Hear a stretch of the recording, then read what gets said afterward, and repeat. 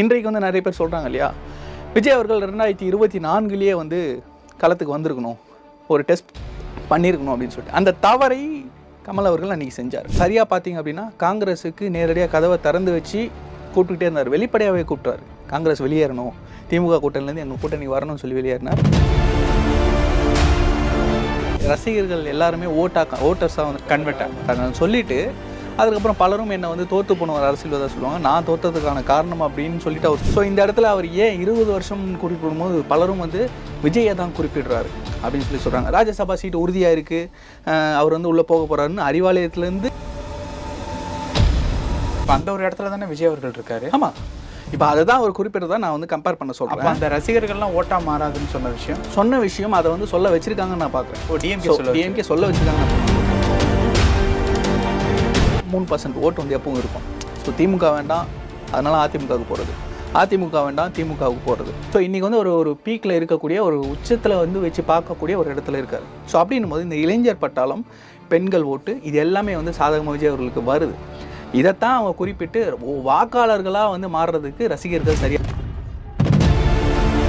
அவர் எந்த அலையன்ஸில் இருக்காரோ அந்த அலையன்ஸுக்கு ஏற்ற மாதிரி தான் பேசுவார். நாளைக்கே விஜய் அண்ணாவோட வந்து சேர்ந்தாருன்னு வச்சுக்கோங்க, அவருக்கு சில சீட்டுகள் கொடுக்குறாங்க, அவருக்கும் அங்கீகாரம் கொடுக்குறாங்கன்னா விஜய் அவர்கள் தான் சிறந்த தலைவன் சொல்லிட்டு போயிடுவார். அரசியல்வாதியா விஜய் பெரியாளா, உதயநிதி தான் பெரியார். செங்கோட்டையனுக்கு விஜய் அவர்கள் வந்து வலை வீசுறாரு அப்படின்னு சொல்லிட்டு ஒரு தகவல் வந்து வந்திருக்கு. திமுகவினரே முன்னாடி பேசிக்கிட்டு இருந்திருப்பாங்க, பாஜகவோட வந்து அதிமுக கூட்டணி போக போகுதுன்னு. இப்போ என்ன ஆயிடுச்சுன்னா அதிமுகவோட தாவேகா கூட்டணி போக போகுதுன்றது ஒரு பேச்சு வருது.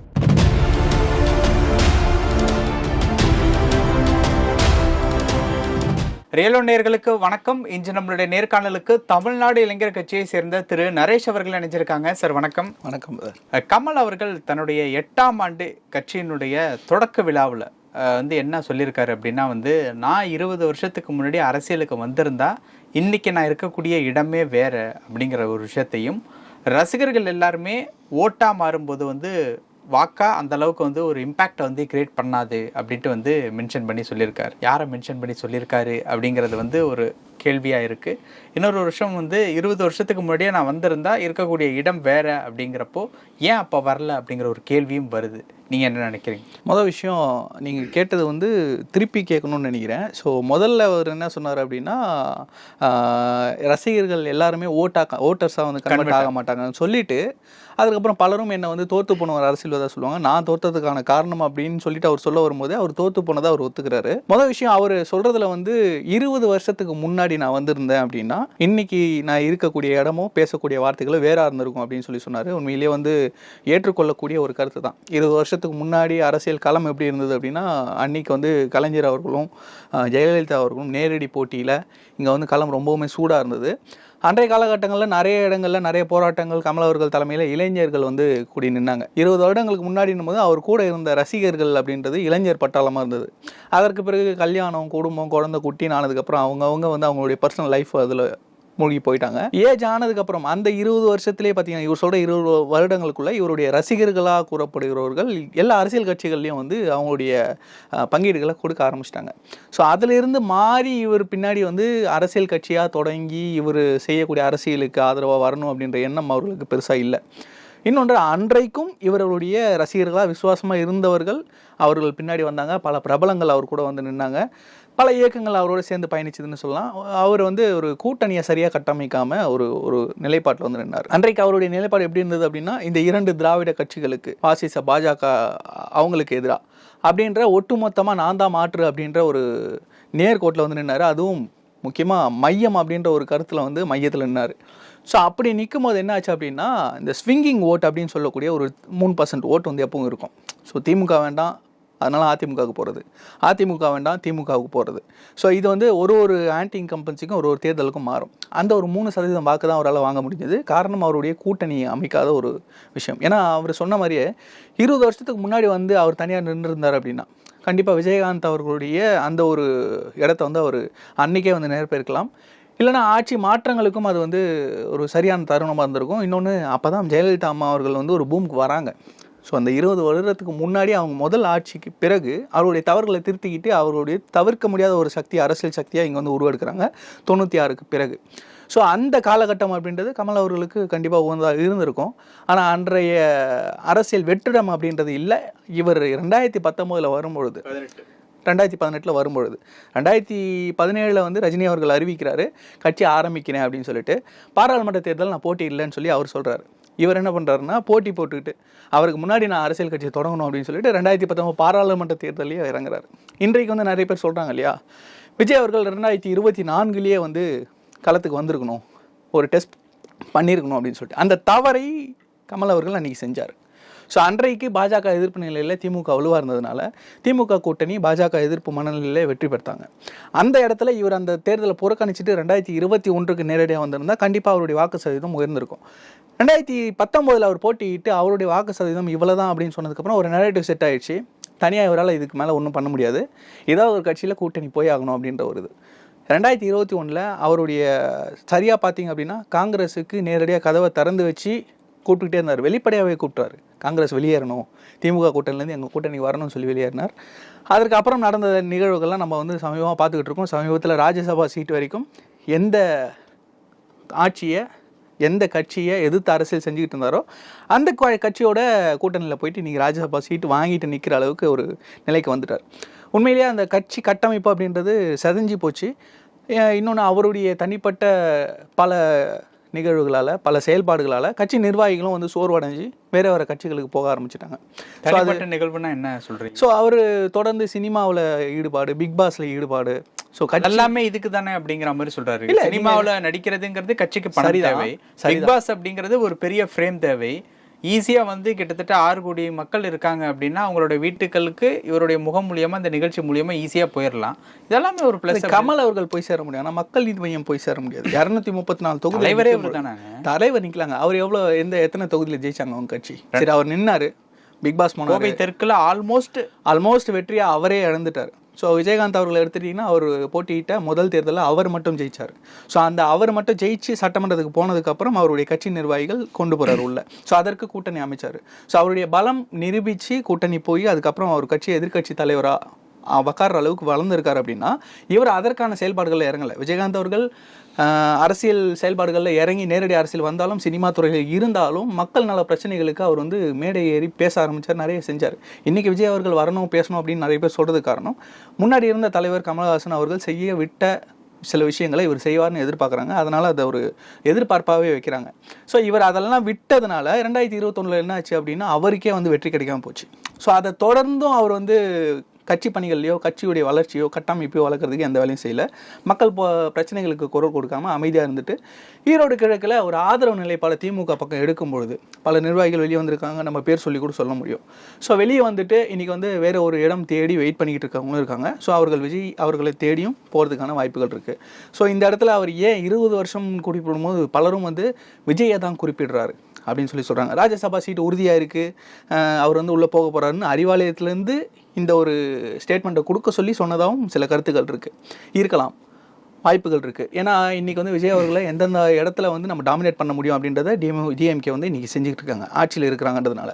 ஸோ இன்றைக்கி கமலை வச்சு ஒரு நெரேட்டிவ் செட் பண்ணும்பொழுது ரசிகர்கள் எல்லாரும் வாக்காளர்களாக மாற மாட்டாங்க அப்படின்னு சொல்லும் பொழுது பலருக்கும் வந்து அந்த ஒரு எண்ணம் வரும், ஆமாம் கமல் கூட அவ்வளோ பெரிய ரசிகர்கள் பட்டாலும் இருந்தது, உலக நாயகன், நிறைய அவார்டுகள் வாங்கியிருக்காரு, மிகப்பெரிய கலைஞர், அதில் மாற்று கருத்து இல்லை, அவருக்கே வந்து இந்த நிலைமை அப்படின்னா விஜய் அவர்களுக்கு எப்படி அப்படின்ற ஒரு எண்ணம் இருக்குது. இதை வந்து நம்ம எம்ஜிஆர் அவர்களோட எடுத்து பார்த்தோன்னு வச்சுக்கோங்க. எம்ஜிஆர் அவர்கள் நேரடியாக அரசியலுக்கு வந்து கட்சி தொடங்க காங்கிரஸில் இருந்தார், திமுகவில் இருந்தார், திமுகவுக்கு அப்புறம் அதிமுக தொடங்கினார், இப்படி வரும். சார் இந்த ஒரு இடத்துல எனக்கு ஒரு கேள்வி என்னன்னா, அவர் சொன்ன அந்த ஒரு பதிலுக்கே வர 20 வருஷத்துக்கு முன்னாடியே நான் அரசியலுக்கு வந்திருந்தா இருக்கக்கூடிய இடம் வேறு அப்படின்னார்ல, இப்போ அந்த ஒரு இடத்துல தானே விஜய் அவர்கள் இருக்காரு. ஆமாம், இப்போ அதை தான் ஒரு குறிப்பிட்டதை நான் வந்து கம்பேர் பண்ண சொல்கிறேன். அந்த ரசிகர்கள்லாம் ஓட்டா மாறாதுன்னு சொன்ன விஷயம் அதை வந்து சொல்ல வச்சிருக்காங்கன்னு நான் பார்க்குறேன். டிஎம்கே சொல்ல வச்சிருக்காங்க நான் பார்க்குறேன். ஏன்னா ஒரு நெரேட்டிவ் செட் பண்ணும், எப்படியாவது வந்து இவரை வந்து டாமினேட் பண்ணது ஒரு நெரேட்டிவ் செட் பண்ணும், அதை வந்து வெகுஜனங்களுக்கு போய் சேர்ற மாதிரி இருக்கணும்னா கமல் அவர்களே பேசணும் அப்படின்னு சொல்லி இவர் கூட்டணி வச்சதுக்கப்புறம் எத்தனை இந்த மாதிரி ப்ரெஸ் மீட் வந்து பேசியிருக்காரு, வெளிப்படையாக பேசினது. இதுவுமே ப்ரெஸ் மீட் இதுவும் வந்து ஒரு விழாவில் வந்து பேசுறாரு, நிறைய விழாக்களை பேசியிருக்காரு. ஆனால் அரசியல் இந்த மாதிரி பேசினதில்ல. இதை வந்து குறிப்பிட்டு பேசுறதுக்கான காரணம் விஜய் அவர்களை தாக்கணும் அப்படின்றது தான். நான் எம்ஜிஆர் அவர்களோட ஒப்பிட்டு வந்தோம் இல்லையா, எம்ஜிஆர் அவர்களுக்கு இருந்த கிரேஸ் அவருக்கு இருந்தது வந்து ரசிகர் பட்டாளம் தான். அப்போ என்னவா இருந்ததுன்னா எம்ஜிஆர் ரசிகர் மன்றங்கள் தான் திமுகவுக்கு இறங்கி வேலை செய்யும். எம்ஜிஆர் ரசிகர் மன்றங்கள் இருந்தவங்க இளைஞர்கள், பெண்களுடைய கிரேஸ் வந்து அதிகமாக இருந்தது எம்ஜிஆர் அவர்களுக்கு. அதே கிரேஸ் 20 வருடங்களுக்கு முன்னாடி கமலஹாசனுக்கு இருந்ததா கேட்டிங்கன்னா இருந்தது, கிட்டத்தட்ட இருந்தது. ஸோ சினிமா துறையில் ஒரு நல்ல ஒரு கோல்வூச்சிய இளைஞர்கள் பட்டாளத்தை தன்னுடைய ரசிகர்களாக வச்சிருக்கக்கூடிய ஒரு நிலையில் கமலஹாசன் இருந்தார். அன்றைக்கு அவரும் வரல, ரஜினி அவர்களும் வரல. இவங்க 2 பேரும் வராத ஒரு தவறை இன்னைக்கு வந்து விஜய் அவர்கள் செய்யலை. அவர் தன்னுடைய பீக்கில் 50 வயதில் அவர் சொன்ன அந்த 20 வருட கேப்பு இங்கே வந்து ஃபில் ஆகுது. இவர் இன்னைக்கு வரும்பொழுது இவருக்கு இருக்கக்கூடிய ரசிகர் பட்டாளம் அப்படின்றது இளைஞர்கள், முக்கியமாக பெண்கள், வீட்டில் இருக்கக்கூடிய எல்லா வயதினரும் பெண்களும் இவங்களுக்கு வந்து இன்றைக்கி ரசிகர்களாக இருக்காங்க. குழந்தைகள், பள்ளி மாணவர்கள் வரைக்கும் விஜய் அவர்கள் போய் சேர்ந்திருக்காரு. ஸோ இன்றைக்கி வந்து ஒரு பீக்கில் இருக்கக்கூடிய ஒரு உச்சத்தில் வந்து வச்சு பார்க்கக்கூடிய ஒரு இடத்துல இருக்கார். ஸோ அப்படின்னும் போது இந்த இளைஞர் பட்டாளம், பெண்கள் ஓட்டு, இது எல்லாமே வந்து சாதகமாக விஜய் அவர்களுக்கு வருது. இதைத்தான் அவங்க குறிப்பிட்டு வாக்காளர்களாக வந்து மாறுறதுக்கு ரசிகர்கள் சரியாக இருக்க மாட்டாங்க அப்படின்றத சொல்ல வராங்க. பட் ஆனால் இங்கே வந்து கிளம்பேற அவரே அதுக்கு பதிலும் கொடுத்துட்டாரு. 20 வருஷத்துக்கு முன்னாடி நான் வந்திருந்தா அது வேறு அப்படின்னு சொல்லி. 20 வருஷத்துக்கு முன்னாடி அண்ணன் வராரு, அது வேற தான் இருக்க போகுது. கருணாஸ் அவர்கள் பேசினதை பார்த்தீங்களா? அது அவர் சொன்ன ஒரு விஷயம் வந்து மறுபடியும் டிஎம்கே ஆட்சி தான் வரப்போகுது அப்படிங்கிற ஒரு விஷயத்த அந்த ஸ்பீச்சில் வந்து கொடுத்த பைட்டில் வந்து ரொம்ப அழுத்தமாக வந்து சொல்லியிருந்தார். அவர் இதற்கு முன்னாடி விஜய் அவர்களை வந்து நிறைய விமர்சனம் பண்ணியிருந்தார். இவ்வளோ நாள் எங்கே போனீங்க, 25 வருஷம் தமிழ்நாட்டில் நடக்காத தவறுகளா, அப்பெல்லாம் இப்போ என்ன பொறுப்பு அப்படிங்கிற மாதிரி ஒரு நேர்காணலில் வந்து கேட்டிருந்தார். இப்போது மறுபடியும் ஆட்சிக்கு வந்து டிஎம்கே தான் வரப்போகுது அப்படின்ட்டு வந்து சொல்லியிருக்காரு. புரியுது, அவர் வந்து டிஎம்கேவுடைய முக்குளத்தூர் புலிப்படை வந்து கூட்டணியில் தான் இருக்குது. பட் இப்போ அவர் சொன்ன அந்த ஒரு கருத்தை எப்படி பார்க்குது? ஆக்சுவலாக கருணாசன் பார்க்கும்போது எனக்கு வந்து ஒரு வடிவேல் சாரோட ஒரு டயலாக் வந்து ஞாபகம் வருது. இருக்கின்ற மேடையிலிருந்தே, இருக்கின்ற கட்சியிலிருந்து வேறு ஒரு கட்சிக்கு தாவக்கூடிய திறன் படைத்த, ஒரே வல்லமை படைத்த அப்படின்னு சொல்லுவாங்க இல்லையா, அந்த மாதிரியான ஒரு நபர் தான் அவர். 2017 இந்த கூவத்தூரில் ஒரு விஷயம் நடந்தது இல்லையா, ஓகே, அதுலேயும் கருணாசனுடைய ரோல் என்னன்றதை அவரே நான் இடத்துல சொல்லியிருக்காரு. ஸோ அன்னைக்கு வந்து திமுக ஆட்சி வந்து வேணாம் அப்படின்னு தோணுச்சு, இன்னைக்கு வந்து திமுக ஆட்சி சிறப்புன்னு தோணுது. அன்னைக்கு அவர் எம்எல்ஏ, அன்னைக்கு எம்எல்ஏ ஏடிஎம்கே கூட்டணியில் இருந்தார். அதுதான் நான் சொன்னேன், இருக்கின்ற இடத்திலிருந்தே மற்றொரு இடத்துக்கு தாவக்கூடிய ஒரு திறமை படைத்தவர். அவர் எந்த அலையன்ஸ்ல இருக்காரோ அந்த அலையன்ஸ்க்கு ஏற்ற மாதிரி தான் பேசுவார். நாளைக்கே விஜய் அண்ணாவோட வந்து சேர்ந்தாருன்னு வச்சுக்கோங்க, அவருக்கு சில சீட்டுகள் கொடுக்குறாங்க, அவருக்கும் அங்கீகாரம் கொடுக்குறாங்கன்னா விஜய் அவர்கள் தான் சிறந்த தலைவர்னு சொல்லிட்டு போயிடுவார். ஸோ அவருடைய பேச்சை வந்து அந்த அளவுக்கு நம்ம பெருசாக எடுத்துகிட்டு பேச வேண்டிய அவசியம் இல்லைன்னு நான் நினைக்கிறேன். ஏன்னா சமீப காலத்தில் அவர், நீங்களே சொன்னீங்க, விமர்சனங்கள்லாம் செஞ்சார். 25 ஆண்டுகளாக தமிழ்நாட்டில் எவ்வளவு பிரச்சனைகள் நடக்குது. இவர் கட்சி ஆரம்பிக்கிறதுக்கு முன்னாடி நிறைய பிரச்சனைகள் நடந்தது. கருணாசன் எதுக்கெல்லாம் வந்து குரல் கொடுத்தாரு. அவர் ஒரு நடிகராகி ஒரு கட்சி தொடங்கி அந்த இயக்கத்தை வந்து இங்கே வந்து அரசியல்படுத்தி இவரும் வந்து ஒரு எம்எல்ஏ சீட்டு வாங்கி நிற்கிற அளவுக்கு வந்ததுக்கப்புறம் தான் இன்றைக்கி அரசியலே பண்ணுறாரு. இவர் வந்து 30 வருஷமாக அரசியல் நடந்துக்கிட்டு இருக்கு, இவர் ஏன் பேசல அப்படின்னு கேட்க முடியுமா? ஸோ இதெல்லாம் வந்து வாதத்துக்குரிய விஷயமா இல்லை. அவர் முன்னாடி மைக்க போட்டாங்க, கேட்டாங்க, அதனால அது ஒரு பதில் சொல்கிறாரு. நாளைக்கே வேற மாதிரி மாற்று சொல்லக்கூடிய ஒரு நபர் தான் அவர் நான் பார்க்குறேன். செங்கோட்டையனுக்கு விஜய் அவர்கள் வந்து வலை வீசுறாரு அப்படின்னு சொல்லிட்டு ஒரு தகவல் வந்து வந்திருக்கு. ஏன்னா இன்னைக்கு நடந்துட்டு இருக்கக்கூடிய ஜெயலலிதா அம்மையாரனுடைய பிறந்தநாள் மரியாதை செலுத்தும் விழாவில் கூட போய்ஸ் கார்டனில் ரஜினி அவர்கள் போய் வந்து மரியாதை செலுத்தியிருக்காங்க.